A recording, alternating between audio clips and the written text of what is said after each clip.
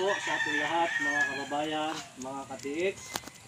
Muli po, ito ay isang long range locator tripod antenna. At ito po yung napusuan ng ating pong isang katiits mula po sa probinsya ng Catbalogan, Samar. Katiits, ito na po yung inyong napusuan at pakintay mo lang po sa araw na ito at aking mapadala. At dito katiits, ito yung lagayan po ng ating bala. Yan. Dito inilalagay yung bala. Ngayon, ang ating pong ibabala ay ito naman pong 14 carats na singsing. Yan, 14 carats po na singsing yan. Dito ko mga katiits ilalagay.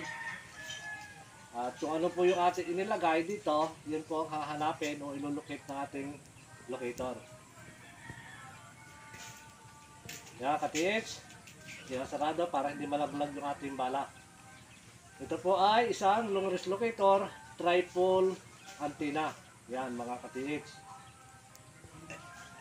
Yan. At muli po naman, ito yung aking ibabala. Ito po ay Saudi Gold na 24 carats na kwintas. Ayan. Saudi Gold na kwintas 24 carats. At dito ko nilalagay sa plastic.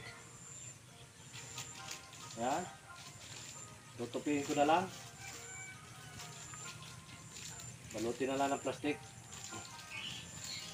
At ito katiits yung ating ilulukit na 24 carats na Saudi Gold. At nandito niya ating bala na 14 carats. Ito ay long range locator tripod antenna. At ito mga katiits, adjustable. Hindi siya namamagnet. At ito mga katiits ay pwedeng ganito na lang. Huwag nyo na pahabain, malakas na po ang kanyang look detect. At ito ay brand new, bago gawa po ulit ito. Ito mga katiits, yung aking ilulukit. Ito. Yan. At katulad pa rin mga katiits ng aking pong sinasabi. At ito po ay brand new, muli ko po ay ilang segundo lang, pinapa-segundo, pampalakas po siya ng frequency sapagkat may mga bagay po na nilalagay tayo dito sa loob. At 45 degrees mga katiits, bago natin na dandang itaas, 45 degrees, yan. Yan po mga katiits ay kumukulit na siya, yan. Sa una lang yan mga katiits, mahina, pero yan ay kapag nakakulit na yan, at lumukit na lang kanyang target. Yan po mga katiits. Dito tayo mga katiits. Yan. Yan, mabilis na siya. Yan. Ito yung long range locator tripod antenna. Yan. Paglukit po ng ating long range locator tripod antenna. Yan.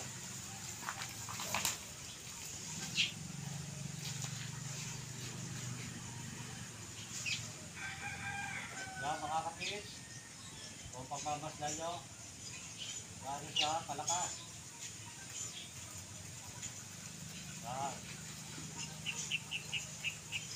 Yan.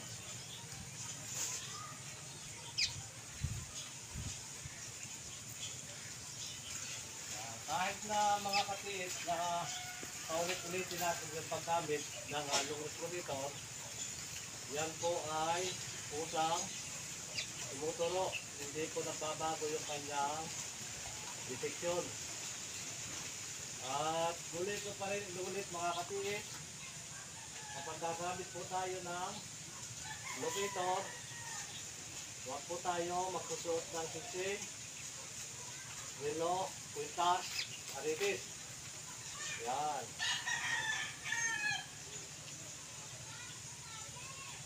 Yan. Dalawang kamay mga katiits, 45 degrees. At siya ay pusa na siyang maglulukit. Yan. Kung pagmamasdan nyo mga katiits, ito yung ating ginawang long range locator tripod antenna. Yan. At ngayon mga katiits, ay muli ko naman siyang lalapitan. Yan. Nalapitan ko siya mga katiit. 35 degrees. Pag-aralan lang natin mga katiit yung paano ang tamang pagtaas, tandaan. 35 degrees. At siya ay lulupit. Huwag lang natin kukontrahin mga katiit. Yung paggalaw ng ating pong lubricator, tripod, antenna. At ngayon mga katiit ay susubukan ko naman siyang lapitan kung ano po yung magiging reaksyon ng ating pong locator. At po tayo ay natapatan na natin yung target. Yan mga katiit. Yan, nandito na tayo mga katiit sa tamang target natin. Sa ating pong inilulukit na gold. Yan mga katiit. Nampisa pa lang yan mga katiit ay mabagal hanggang sa lumakas yan. Yan. Ulit mga katiit. Ito po yung napusuan ng ating isang katiit na mula po sa Katbalugan, Samar. Yan katiit. Ito na po yung iyong napusuan. Akin pong idinidimo. Yan. 45 degrees mga katiit. 45 degrees. Dandahan ng pagtaas. 45 degrees at hayaan mo lang siyang gumalaw. Ayan. Pagmamasdan niya mga katiit. Ayan.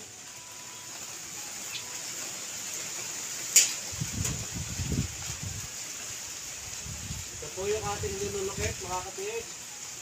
At kapag po yan ay ating tatapakan na nasa ilalim, yun na po magiging reaction po ng ating locator.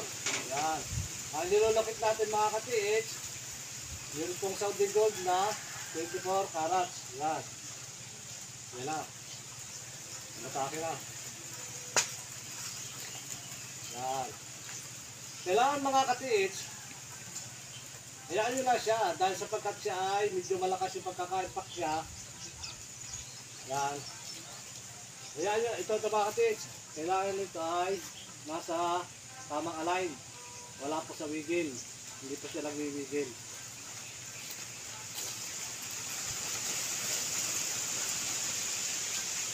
Yan. Kailangan ito mga katiit. Itong antinang ito kailangan na diretsyo. At ito din po dapat ay diretsyo rin siya. Hindi siya nakaganon o nakaganon ang dulo po dito. Kailangan po ay talagang diretsahan. Tuwid. So mga katiit. Yan. At dito ko po na kayo ay makapagpagalaw ng ganitong klaseng locator. Yan. Natutuwa ako mga katiit na sana po kayo ay pagkaluban na makapagpagalaw. Yan. At yan naman po ay pinag-aaralan. Kung wala po kayong trabaho, oras-oras gamitin po yun. Pero isa lang po muna yung inyong ilulukit. Kung silver lang muna po o gold lang. Para yung mapag-aralan. At napakaganda po pagka may sarili na kayong locator. Hindi na kayo pupunta pa sa iba para umusap at ilukit po yung inyong site. Pero kapag meron na kayong mga locator na sarili nyo, anumang oras mga ka-TH, pwede kayo pumunta doon sa inyong area. At makakapag-lukit kayo. Yan, lalapit ako mga ka-TH. Ito po ang aking ginawang locator. Tripod antenna ay tatapatan po yung ating target. Yan. Ito po mga ka-TH, yung ating long range locator, tripod antenna. Yan. At dito na tayo mga ka-TH sa ating target. Yan. Lumalakas na po ulit mga ka-TH, kumahatak na po yung frequency ng ating pong long range locator, tripod antenna. Ito mga ka-TH ay kalahating kilo. Saktong kalahating kilo ang bigat. Lumabis konti lang, pero ito po ay kinikilo ko rin mga ka-TH. Yan. Yan mga ka-TH, ito po yung aking tripod antenna. Yan. Malakas yung kanyang pagkaka.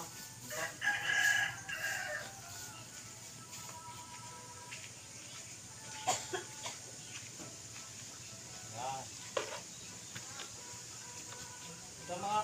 yung tripod antenna na ating pong binubuo. Made at home mga katiits.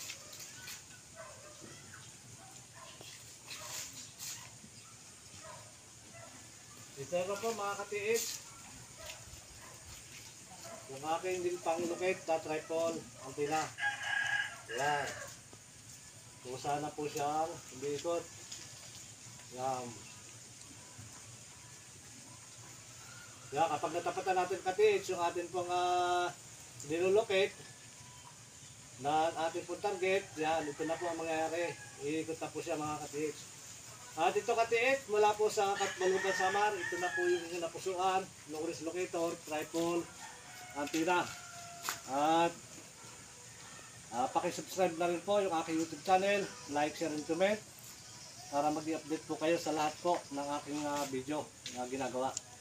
Ito, long range locator, tripod, antenna. Ito mga katiits.